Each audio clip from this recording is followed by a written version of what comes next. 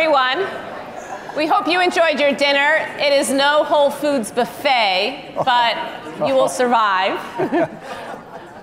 We know from the Super Bowl commercial that Jeff Bezos is running Amazon and Alexa, but it's often been said that there are two Jeffs who run Amazon. And Jeff Wilke, thank you very much for being here tonight. Sure, it's great to be here. My pleasure. Thank you. So to get us started, how do you avoid the confusion about the two Jeffs? Are you Jeff 1? Is he Jeff 2? Vice versa? Well, we often refer to each other by our email aliases. So he got Jeff. I had to settle for Wilke at Amazon.com. So I'm often referred to as Wilke.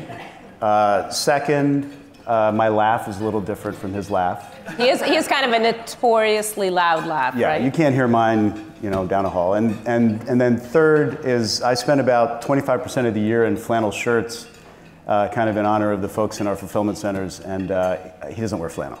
Okay. So can you tell me just in a couple minutes about your background? You are a relative outsider at Amazon. You had a different career before you joined Amazon, which is somewhat rare there. Yeah, going back 18 years. So I was a hacker, like many of the folks in the room. I wrote code in high school and loved it, but didn't choose computer science. I went into chemical engineering and ended up working ultimately after grad school in the chemical industry, in operations and general management positions. And I ended up applying lean and statistical process control and some safety programs in classic manufacturing environments as a playbook. So I get hired to run Amazon operations in 1999. So you don't know anything about retail? Nothing about retail. Okay. I show up, and I'm to run operations, and I show up and I walk into our fulfillment centers, and I didn't see a warehouse, I saw a factory. And the only thing that I knew to apply was the factory physics that I had learned in manufacturing. It turns out that the techniques of lean and the theory of constraints, if anybody in the room has read The Goal, okay, great.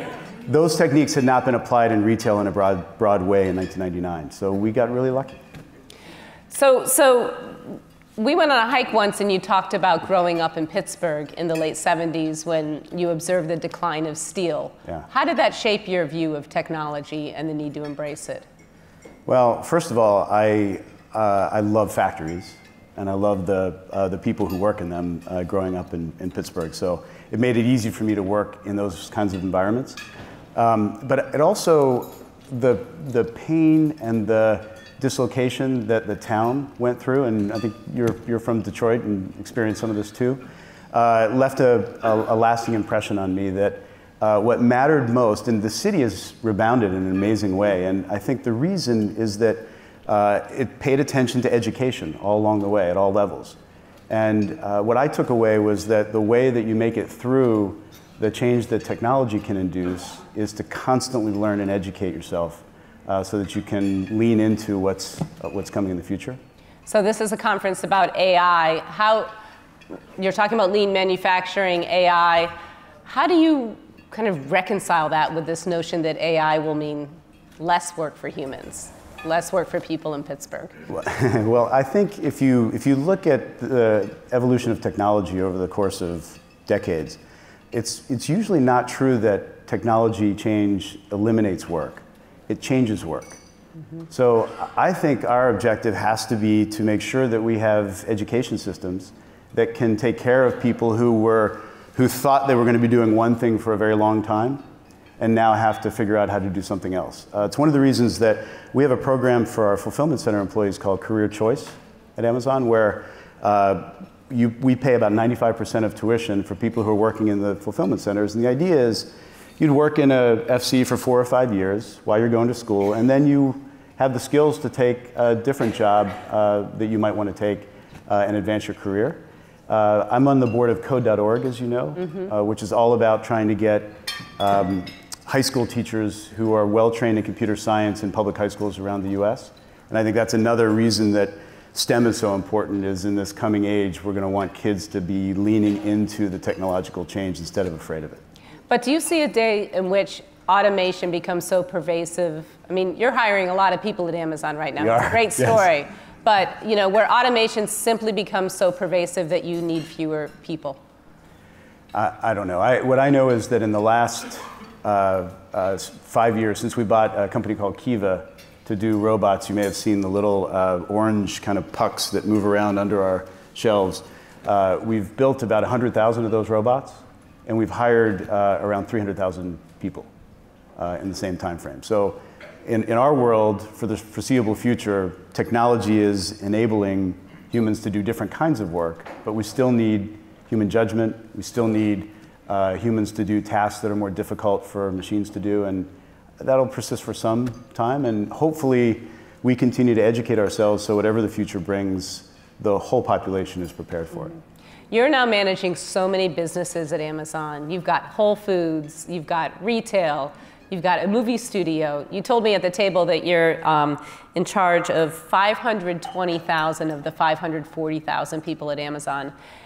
How do you keep track of it and you also told me you're just thinking about how management needs to evolve to kind of keep it all in your head?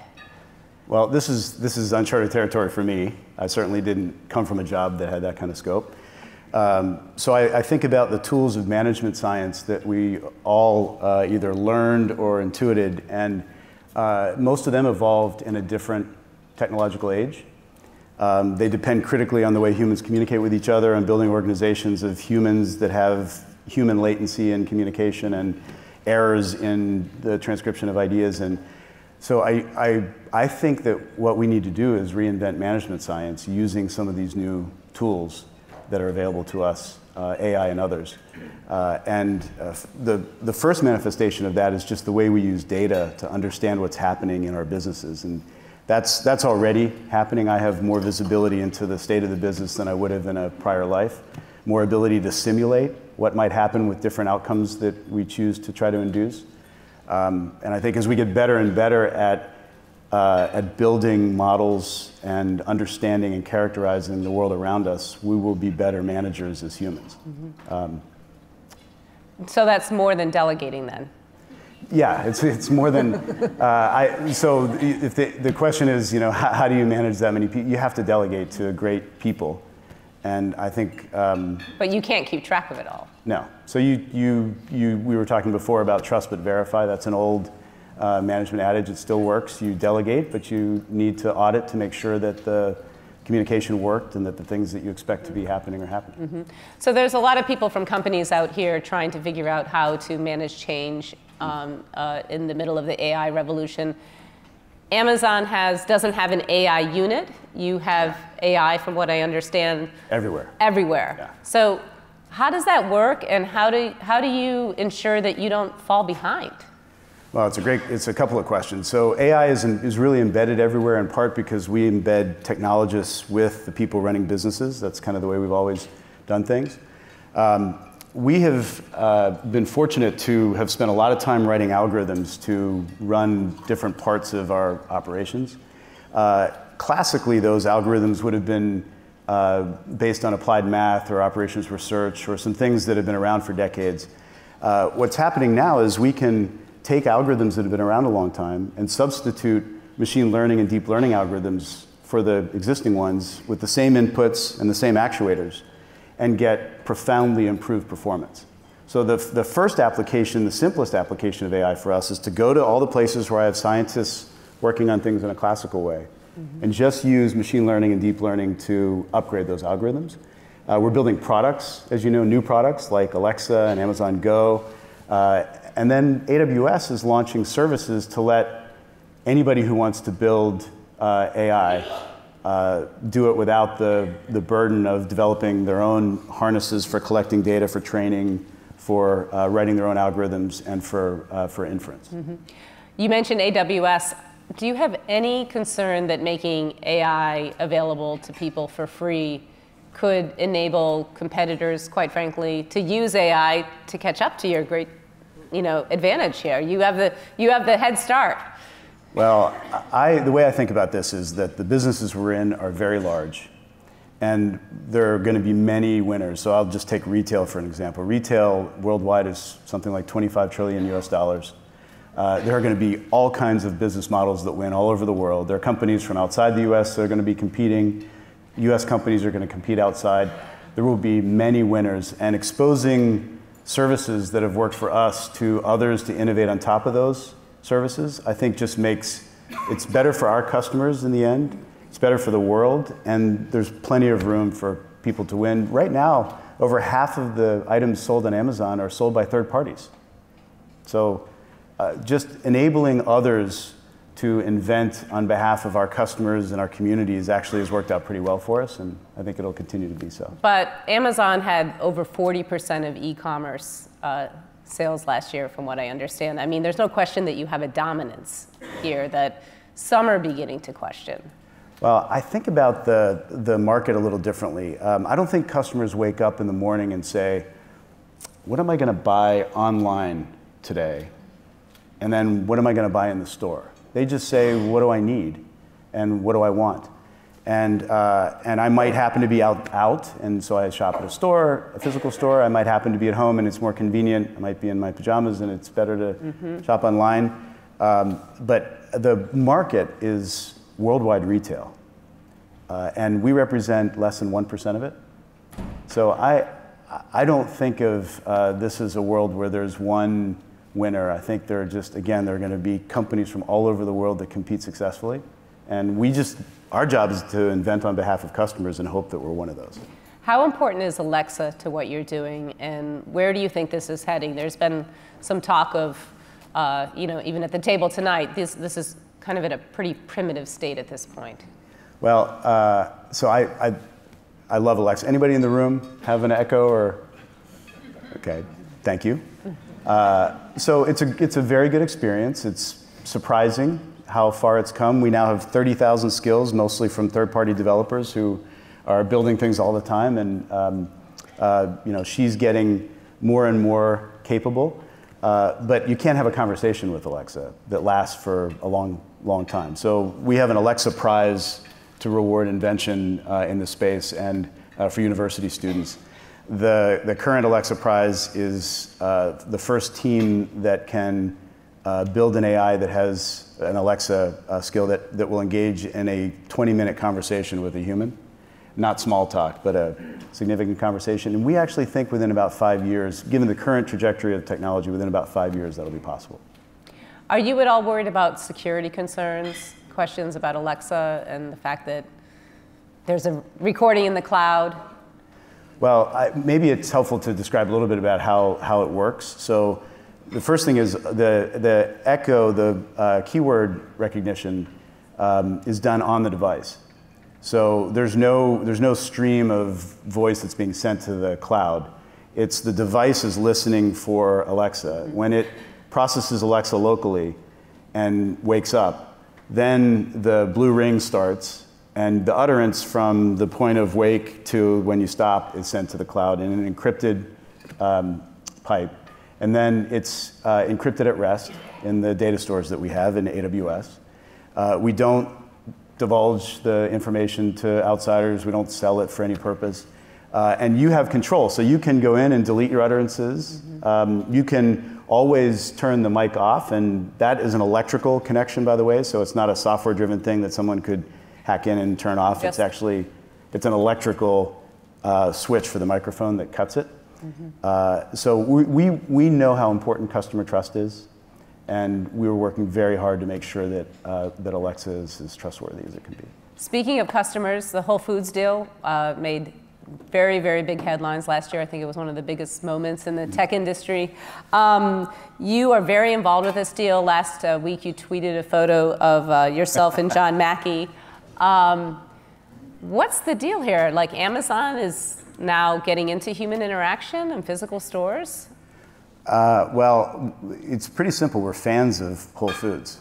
I sort of at the announcement to the team in Austin, I confessed that my diet had changed dramatically when I moved to the West Coast, and I think I have Whole Foods to thank for that. They basically taught me how to eat a different way, and I try to teach my kids how to eat a different way. So our first thing is, let's make sure that what they're doing right continues to be done right. So we want to support Whole Foods in doing what it does best.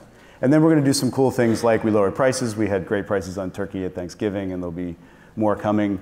Prime will work for you and Whole Foods increasingly in interesting ways. We just announced, I think yesterday, that Prime Now will deliver for Whole Foods in 6 cities, and there will be more coming. So I think, and we're selling Whole Foods items through Amazon Fresh and some of the dry goods on Amazon.com. So there's opportunity for Whole Foods to shine in the same ways that it has shown, and Amazon can get better too with it.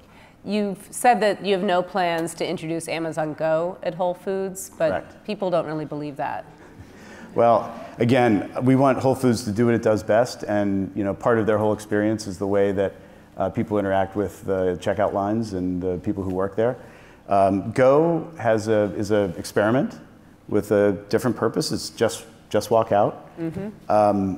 It eliminates the checkout lines. It uses computer vision and lots of AI to notice when something has been removed from a shelf. And when you go into the store, you log in, and then that's it. You put your phone away. You don't have to scan items. The computer vision just notices. Very different kind of experience. There's still associates in the store, by the way, but those associates are stocking the shelves. They're asking customers if they need help. So it's not like there's no humans at the store. Right. But we'll continue to experiment. I mean, there are lots of different ways that people will want to shop over time, and we're just trying to invent ways that customers love. Won't those become places, the Whole Foods stores and more, where people can pick up their goods and basically become little Amazon fulfillment centers? The Go stores? The Whole Foods. Well, in some sense, that's what happens with the current Prime Now experience, where there's a shopper that goes around and picks stuff up, and so that is already happening. But I don't see the format of Whole Foods itself changing very much, at least not in the near term. So you're now at, I think, 565,000 employees and growing. How big is Amazon going to get? As big as customers allow us to be. So you made headlines last week when you announced with JP Morgan and Warren Buffett that you were getting into healthcare, and actually sent stocks of existing healthcare companies plummeting, which happened at the Whole Foods deal with the grocery stores. So healthcare is, as you sit back there, healthcare is a whole new category, a whole new frontier to tackle? Well, I think in that case we had JP Morgan Chase, we have Berkshire Hathaway and Amazon just saying, look, is there something we employ a lot of people, we have current healthcare plans, there's something we could do together that would be good for our employees' healthcare. And that was the genesis of that.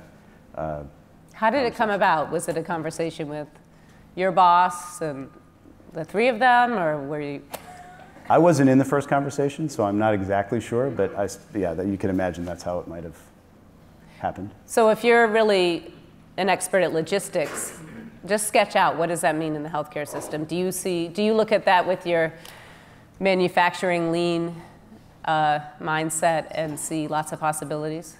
I do. I'm not sure my answer will relate to Amazon per se, but I have quite a few friends, I'm sure we all do, who are working in the industry. And if you've had experience in that world, you know that the process can feel a little bit more like a craft than a process. And to me, that means that the application of lean techniques and some of the other things that have worked in manufacturing environments and other process-oriented places will work there too.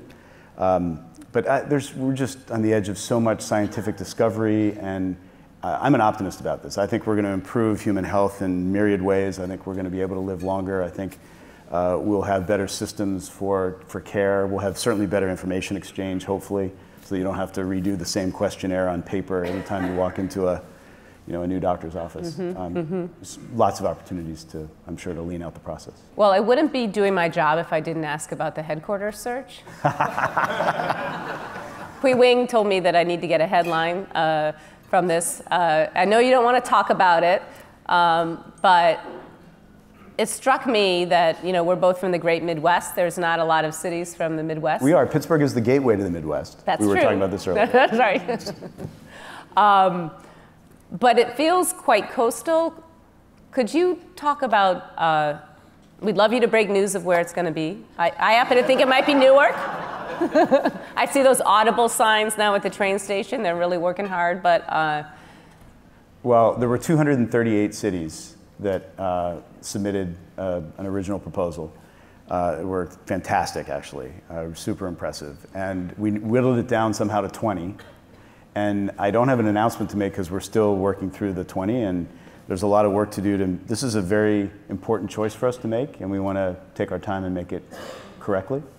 But I think if you look at the 20 cities, they're amazing cities with a lot to offer. They have great education systems.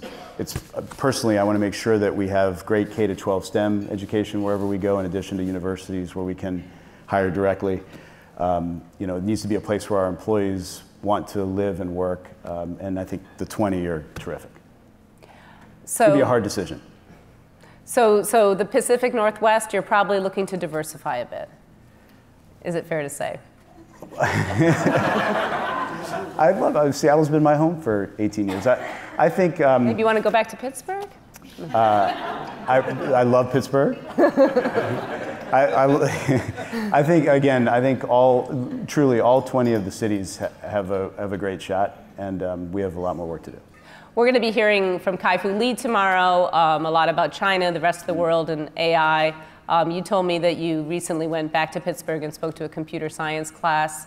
How concerned are you about the readiness of education to meet the challenges? Well, this is the reason I mentioned code.org before. This is the reason. But anybody in the room have kids that did the hour of code at some point? Okay, it's remarkable how many millions of kids have just explored, kind of Blockly as an approach to writing code, and then subsequently become interested in computer science. That was the sole purpose.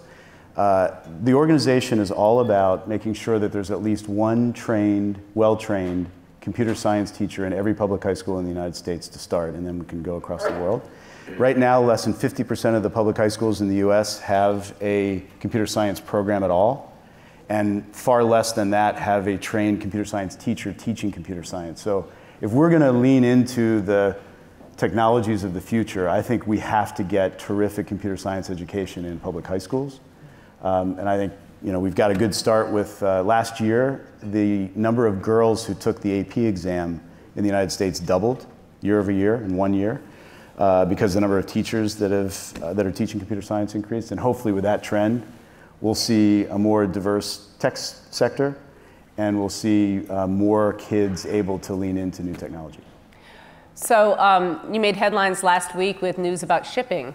Amazon's been buying planes, actual ships, getting much more into logistics. There's drones. Where are you heading with this? Well, we have great relationships and long-standing relationships with carriers all over the world, not just in the United States. The carriers, the delivery companies. But to get through our peaks, Prime Day and the holiday, we need to supplement the capacity that they offer. So we've, over time, been building our own systems. We have sortation. We have over 30 767s that we use now in the United States every day. And we continue to build out this capability to support what's already available. Drones is super fun for me. I mean, that's a place, given the topic of AI, it's not a stunt, it's real. We're working very hard on it. I have a terrific team of scientists and engineers that are inventing some amazing stuff. The applications of AI include, of course, autopilot and flight under all kinds of conditions, especially sense and avoid during flight and on landing. You don't want to land in a backyard and run into an object or a pet or a person, heaven forbid. So there's a lot of work to simulate backyards and to make sure that we're safe when we land. And then you have all the coordination in the airspace among autonomous drones at some scale. That's certainly going to be with machine assisted. So a lot of really cool work's going on. How soon is that going to start happening? I don't know for sure, but the work is to make sure that the product is reliable and safe. So you're saying you're not in this to become a competitor to FedEx and UPS or others around the world? All of the building we've done is to supplement the capacity that they have so that we can take care of customers at peak. So before we go to questions, just one last question from me. What do you see Amazon becoming? I mean, you started with, or at least the other Jeff started with selling books out of a garage. It's a healthcare company, Whole Foods, shipping company, movie studio. I almost have to look down at my notes to keep going. Where is this going to be 5 or 10 years from now? Well, I wish I had a crystal ball for 10 years out. The approach we've taken is really to build a company that thrives on invention and experimentation and isn't afraid to fail. And I think if you do that and you have the courage and and the support from your board to be long-term focused, then you can let customers steer you. So we just keep trying to see what needs customers have that aren't being met and see if we can invent something that they would love. And so far that's led us to get into, from books to a bunch of retail categories. We were selling movies, and then we decided to try our hand at selling streaming movies, and then we said, well, geez, maybe we could find some great content out there and produce it ourselves, and we've had some success there. So customers are leading us, and I don't know over 10 years where customers are going to lead us, but I'm super optimistic about it. Are there any questions out there? We have a few moments. I have many more. One in the back. Can you see it? Hello, good evening. Hello. Could you please identify yourself? Yes, I'm Sylvie Buerja, and I'm come from Switzerland, Geneva. Is there a limit in what you can sell? You mean the breadth of the catalog? Yes, I mean, I'm talking also about Alexa, all the fields, that you can contemplate, that you're working on it. You said you said that in 5 years Alexa could have a conversation. Mm-hmm. Do you see any limit in all of this? Well, a thread that ties all of these things together is that they are technology driven. The company has built some great capability in computer science and now in hardware design as well. And again, I think the limits are our ability to invent on behalf of customers. I worry about, you get to a point in a company's history where you start to focus less on invention and customers and more on kind of internal stuff. And that's what worries me. We sort of call that a day two company, and I don't want to be a day two company. I want us to act like a startup, even if we've been around for a couple decades. So I don't know where we'll stop. Customers will tell us. Question way in the back. Do you ever get distracted by the moral implications of everything that's going on with Amazon and elsewhere in the many large companies that are innovating in the same overlapping spaces that you are? Less as an executive of Amazon and more as an individual or a parent, if you're a parent or something like that? Well, as a citizen, I think that great businesses have a really important role to play in society. And I've always believed that. It's why I went to business school. It's why I ended up in general management. And I think we set examples. We are able to invest in ways that, and build things that smaller companies may struggle to build. And I think it's an incredibly important role for us to play. All we can do is live up to the standards that we've set for ourselves, keep inventing on behalf of customers, and hope that when we're subjected to the scrutiny that all large, substantial things in the economy deserve, that we pass with flying colors. I'm proud of our leadership principles. I'm proud of the way we make decisions. I'm proud of the integrity of the company. And I've had a blast for 18 years. So I feel really good about where we are right now. How seriously do you take those presidential tweets? We have been around through 4 different presidents, and lots of leadership changes around the world, and we're focused on customers, not on kind of outside influences. And you think you'll be able to keep that mantra? I think so. And one last question before we wrap up. Hi. Terrence Heather, I'm a storyteller. Uh-oh. There's a microphone coming your way. What's that? Oh, great. Hello. I wanted to ask about how you feel about the direction Amazon's moving in terms of entertainment. I've been binge watching many of the Amazon Prime series, very impressed. And I'm one of the early users on Sumerian, which is the VR AR building application you guys are doing. So you're involved in a lot of interesting aspects of that. Where do you see that going? Wow. You know, it's early days for a lot of this, I think. I mean, many of us were probably really optimistic about how quickly VR AR would kind of change our experience in this kind of setting, for example. And I'm still optimistic. I think we're going to find all kinds of ways that we'll interact with content that's created by humans and by machines over time. I can't. It's hard to predict exactly how it'll change. What I know is we will keep spending money on great content as long as customers want to watch it and experience it, and it makes Prime more valuable. The reason we're doing Prime Studios is that customers who watch something that they love on Prime Video end up buying more Tide. This is a statistical fact. No idea why, but customers who consume the content that we produce become better customers at Amazon. So we'll keep investing there. Well, Jeff, I wish we had an hour. There are so many changes happening. You'll have to come back next year to tell us about more. So thank you so much for being with us.